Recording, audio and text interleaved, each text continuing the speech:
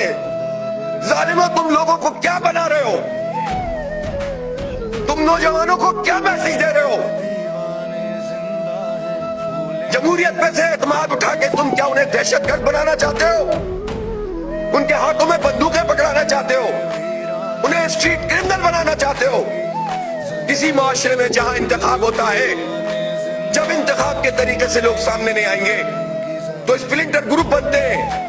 اور بھائی ہم موجود ہیں، ہم مین اسٹریم میں لوگوں کو رکھتے ہیں، ہم ان غصہ کرنے والے نوجوانوں کو دھکیل کے لاتے ہیں کہ نہیں یہی طریقہ انتخاب کا، لولا ہے، لنگڑا ہے، اندھا ہے، بہرا ہے، اسی میں لڑیں گے، اسی میں جیئیں گے، اسی سے کچھ حاصل کریں گے۔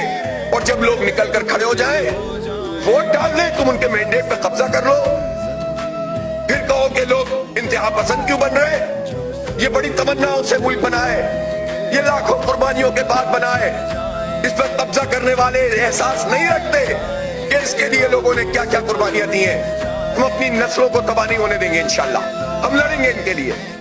اور ہمارے نزدیک اس طرح کی جعلی چیزوں کی کوئی حیثیت نہیں ہے۔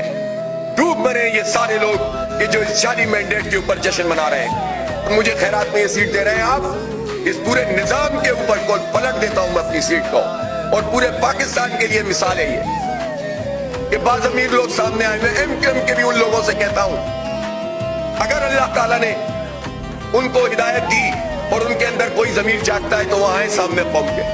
شرم نہیں آتی اس جعلی مینڈیٹ کے ساتھ یہ اپنی اسپیچز کر رہے ہیں، پوری قوم پر مسلط ہو رہے ہیں۔ ڈوب مرنا چاہیے ان لوگوں کو۔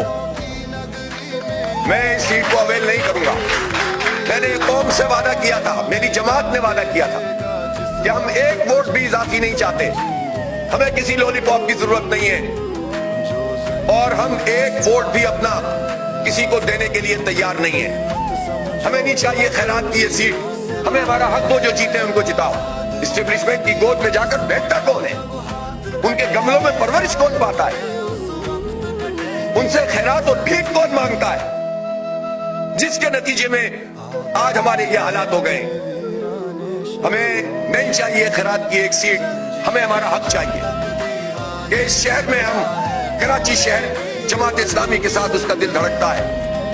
دنیا کے نزدیک میرا یہ فیصلہ اور میری ٹیم کا یہ فیصلہ بہت خراب فیصلہ ہو سکتا ہے کہ حافظ صاحب ایک آواز دی آپ، میرا ایک آدمی بھی وہاں پر موجود ہوگا انشاءاللہ جماعت اسلامی کا، وہ اپنا حق ادا کرے گا۔